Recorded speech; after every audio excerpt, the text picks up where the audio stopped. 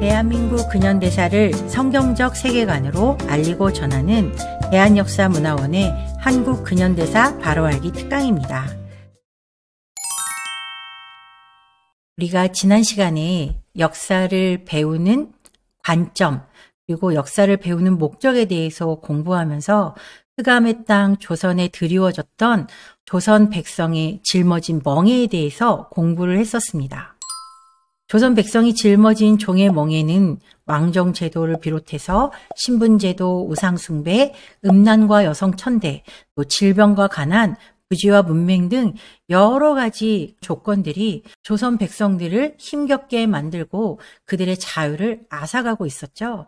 그래서 우리가 지난 시간 왕정 제도가 얼마나 조선의 백성들을 피폐하게 만들었는지 고종이라는 왕을 통해서 그 시대에 조선 백성에게 짊어졌던 멍에들에 대해서 나누어 보았습니다. 오늘은 그 나머지 신분제도, 우상숭배, 또 음란과 여성천대, 또 질병과 가난 이런 것들이 어떻게 조선의 백성들을 힘들게 했었는지 우리가 그것들을 살펴보도록 하겠습니다. 조선의 백성들이 짊어진 종의 멍에 중에 하나가 바로 무엇이었냐? 신분제도였죠. 자유와 평등한 기회가 없었던 나라 조선이었습니다. 지금 우리가 살고 있는 대한민국은 각 개인의 자유가 보장되고 무엇이든지 자기가 원하는 것에 대한 기회가 평등하게 보장되는 나라, 그것이 바로 대한민국입니다. 그러나 조선은 그렇지 못했죠. 바로 신분제도 때문이었어요. 신분은 태어날 때부터 주어지는 것이기 때문에 그들 스스로 어떻게 바꿀 수도 없는 상황이었던 거죠. 조선의 신분 구조를 한번 살펴보도록 하겠습니다. 40%가 되는 천민, 평민이라고 불리우는 상민이 40%, 그리고 그 위에 중인, 또 양반, 왕으로 이렇게 구성이 되어 있었죠. 대부분의 국민들, 그러니까 백성들은 상민이나 천민에 속해 있었고 일부의 양반들에 의해서 나머지 계층이 다 통치를 받는 시스템이 바로 조선의 신분 구조였어요. 경국대전에 나와 있는 법에 따른 구조로 우리가 보자면 양천제라고 불리우는 이 구조에는 양인과 천민 이 두 가지로밖에 나누어지지 않았지만 실제 조선에서 이루어지고 있는 이 통용되는 신분 구조는 반상제였습니다. 이렇게 철저한 신분의 계급에 따라서 반상의 구분이 완벽했던 나라, 그게 바로 조선이었고 양반을 제외한 나머지는 자신의 권리를 주장하지 못하는 게 바로 조선의 시대였던 거죠. 양반은 조선 인구의 사실 10%밖에 되지 않았죠. 그들은 유교를 숭배하고 주자성리학을 신봉하는 사람들이었어요. 그냥 주자성리학이라고 하면 이 중국에서 내려오는 그 명나라 때부터 계속해서 이어져 있는 이 유교와 주자성리학을 바탕으로 하면서 그것들이 자신의 삶의 가장 큰 목적이자 삶의 기준이 되었던 사람들이 바로 양반이었죠.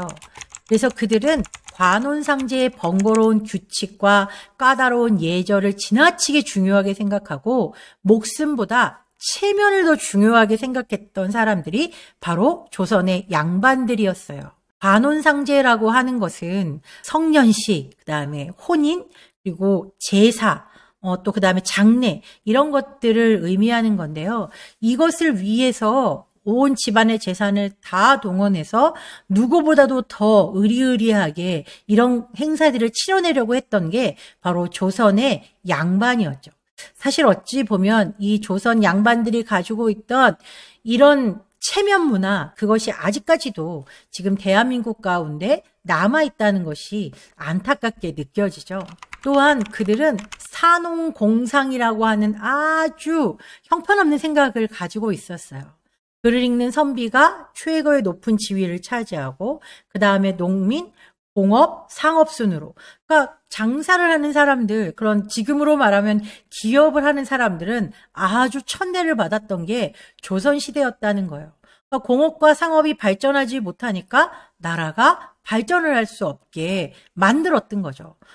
양반들의 이런 의식구조 때문에 조선은 가난해서 벗어나기가 힘든 구조가 될 수밖에 없었죠.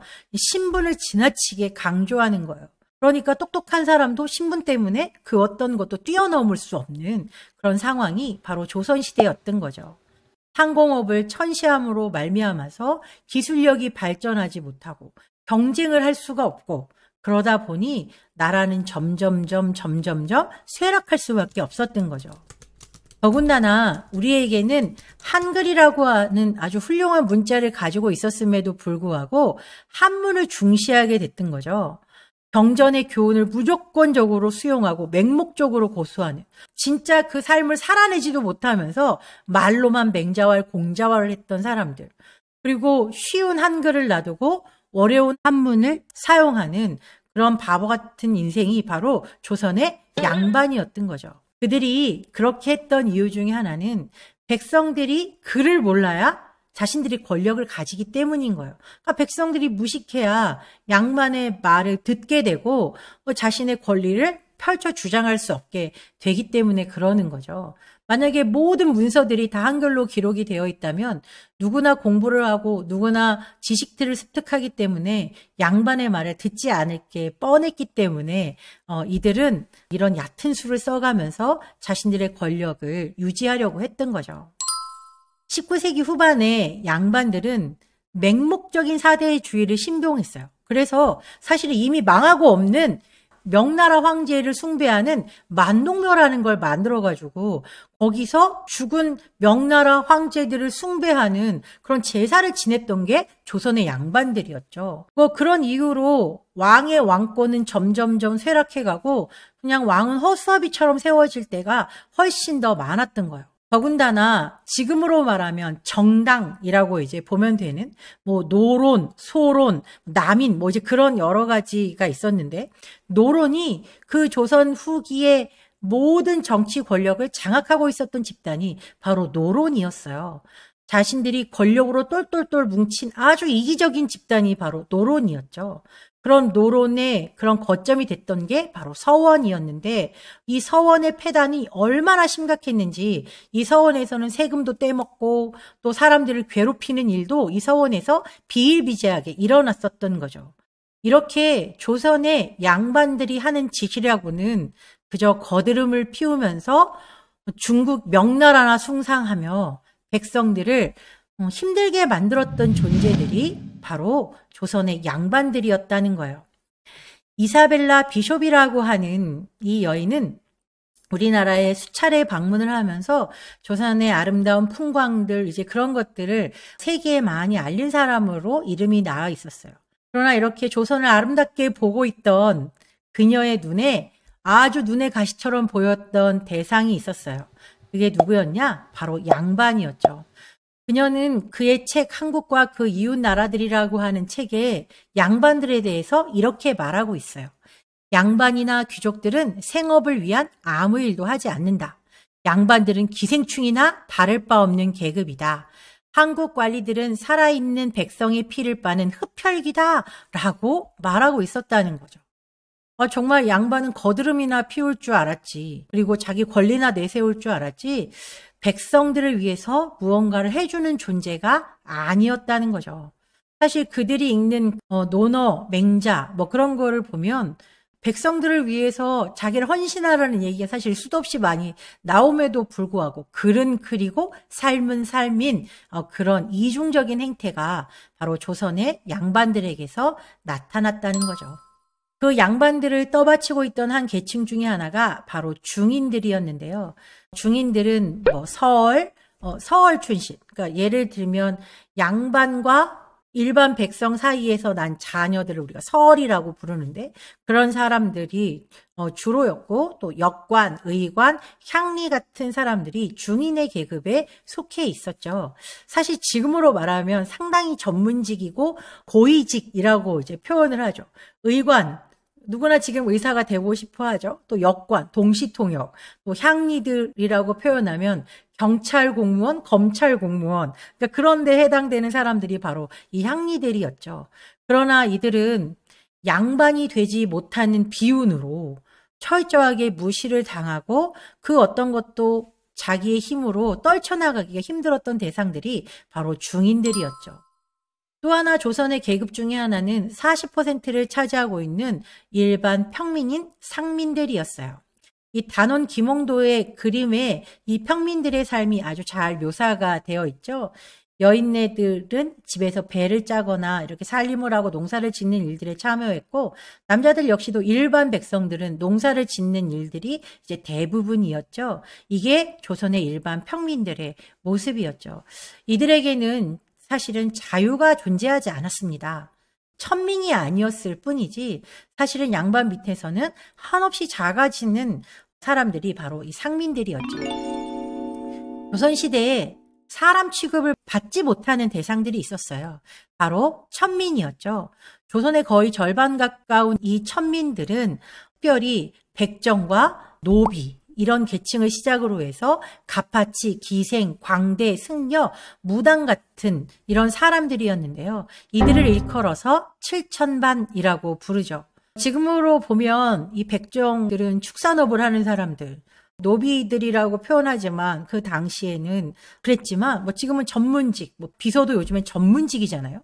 자기의 특성에 맞춰서 정말로 잘 뭔가를 할 수 있는 사람들, 신발을 만드는 갑파치, 또 광대, 지금으로 말하면 연예인 같은 대상들이죠. 그러니까 이렇게 사실은 재능도 있고 여러 가지 최선을 다해서 일하고 있는 이런 사람들이 사람 취급을 받는 게 아니라 철저하게 짐승 취급, 물건 취급을 받았던 게 조선의 천민들이었어요. 이들은 아무리 똑똑해도 어떤 기회를 갖지 못하는 대상, 사람에게 철저하게 무시당하는 대상이 바로 조선의 천민들이었죠. 특별히 노비들은 양반들의 재산에 불과하게 취급을 받았죠. 소 한 마리와 10명의 노비를 바꾸겠다. 그냥 물건 취급을 했다는 거예요. 그러니까 노비는 재산에 불과한. 그래서 만약에 주인이 이 노비가 무엇인가 자기 눈에 안 맞는 잘못을 했을 때 이 노비를 죽여도 내 재산이 충난 거지 죄라고 느끼지 않았던 게 바로 조선시대였다는 거죠. 이런 신분구조 속에서 조선은 절대로 발전하지 못하고 백성들의 고충만 점점점 심해갈 뿐이었어요. 또 조선의 백성들이 짊어진 종의 멍해 중에 하나는 가난과 질병이었습니다. 상공업을 천시했기 때문에 나라가 발전할 수 없고 모든 땅의 대부분은 양반들이 차지하고 있고 소작을 하는 상황. 그런 상황 속에서 일반 백성들이 온전하게 살아간다는 것은 사실 쉽지 않은 일이었고, 나라가 발전하지 못하고 여러 상황들이 현대적으로 바뀌지 않은 상황 가운데에서 사람들은 여러 질병 속에 시달리면서 점점점 힘든 생활을 살고 있었습니다. 이게 조선시대의 모습이에요. 조선 구한말의 모습이 이제 사진으로 담긴 건데, 수도시설 같은 거는 찾아볼 수가 없고 개인 우물을 가지고 있는 집도 거의 드물었기 때문에 이렇게 물을 길어다 나르고 또 허름한 집에서 살고, 아이들의 입성도 보면 어른이나 돼야 제대로 옷을 입고 다니고 아이들은 여름날 같은 때는 벌거벗고 다니는 게 그냥 예사처럼 보여지는 상황들이 바로 조선시대였죠. 병들도 얼마나 많은지 지금 우리가 한센병이라고 불리우는 문둥병 그런 것도 많았고, 또 각종 괴질, 전염병이 창궐했어요.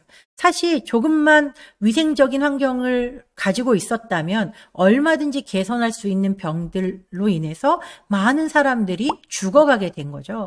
그 당시에 이 천연두, 콜레라, 한센병, 피부병, 배앓이, 또 베이고 다친 상처, 이런 많은 것들이 조선의 백성들을 점점점 힘들게 만들었고 그들의 수명도 아주 짧게 했던 것이죠.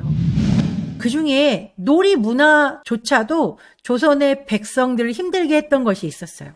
바로 석전놀이라는 것인데요. 이 석전놀이는 패를 갈라가지고 서로 돌을 던지는 놀이예요. 이름은 놀인데 그 이름에서 보는 것처럼 전쟁, 돌전쟁이라고 보시면 되고, 여기에서는 다친 사람들도 많이 있을 뿐만 아니라 죽는 사람들도 많이 이제 나왔다는 거죠. 그러니까 이 조선이라는 나라의 이 가난과 또 무지와 또 이런 여러 환경들이 사람의 수명을 빼앗아 갈 만큼 정말 형편없는 상황들이 많았다는 거죠. 석전은 패를 갈라 돌팔매로 승부를 겨루는 돌싸움으로 하천변이나 들판에서 주로 성행하는 놀이다. 사실 전쟁이라 붙인 한자를 봐도 돌을 던지고 싸우며 논다는 것은 위험천만한 일이다. 석전을 하다 다치는 경우가 허다했고 죽는 경우까지 있었으니 그야말로 목숨을 걸었다 해도 과언이 아니었다. 게다가 치열하게 석전을 치른 이후 승패가 갈리면 죽거나 다쳐도 그 책임을 묻지 않았다 하니 요즘 세상에는 있을 수 없는 놀이다. 이게 1902년에 영국 잡지에 너무 신기해서 실린 장면이에요. 그러니까 이만큼 우리는 위생적으로도 문제였지만 문화적으로도 사람들이 수명을 길게 가지고 갈 수 없는 조건들이 조선시대에는 널려 있었다는 걸 우리가 알게 되는 것 같아요. 그만큼 백성들이 무지했고 또 제대로 알지 못했고 가난이 이어지면서 이런 악순환들이 계속 됐다는 거죠. 그러니까 조선시대에 이렇게 가난을 짊어지고 살았던 사람들의 이 아픔이 얼마나 컸을지. 그러나 반면 오늘 우리는 너무나도 놀라운 자유를 누리면서도 불구하고 자유로 인지하지 못하고 있는 것이 참 안타깝게 생각이 됩니다. 이게 어디냐면 지금 서울의 숭례문 앞 모습이거든요. 예전에 전차가 다니던 시대의 모습이에요. 근데 여러분 이 흑백으로 보이는 가운데 누렇게 보이는 것들이 많이 길바닥에 널려 있잖아요. 이게 바로 배설물들이죠. 짐승의 배설물들이기도 하고 뭐 사람의 배설물들이기도 하고 이 경성 시냇바닥이 완전히 다 이렇게 오물로 가득 차 있었던 게 사실은 조선시대였거든요.